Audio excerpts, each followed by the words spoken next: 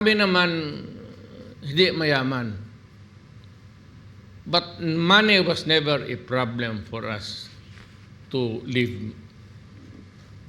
Not just exist, but live a comfortable life in this world. Gobernador naman yung tatay namin, mayor man ako maaga. So, don't need to steal. The salary itself would give you the best that life can give. Ng intelligence fund, something yan. Sinabi ko na nga, ROTC, PMT. Kung ayaw ninyong makinig, ayaw ninyong believe, you disbelieve ka, tignan mo ang track record yung babae na yan, anak ko, kita mo yan, kernel yan.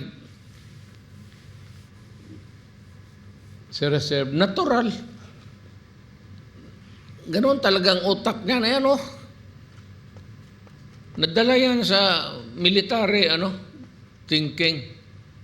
That is why ang gusto niya ibalik, kasi gusto ko rin lahat ibalik yung mandatory ROTC. Ayaw, lagyan ninyo ng Malaysia yung 25 million, kayo. Pero kung 25 lang million, kaya sabi ko, madali yung 25 million sa inabot namin sa pamilya. Pati asawa ko. She can lend the money anytime. Ganun lang. Hindi yung sinasabi na palusot na ito ni Inday. Hindi kami magpalusot. Magpalusot, di man kami magnanakaw. Kung meron man dyan nagkamali ako, sige. Masira na tayo kasi alam ko sira kayo.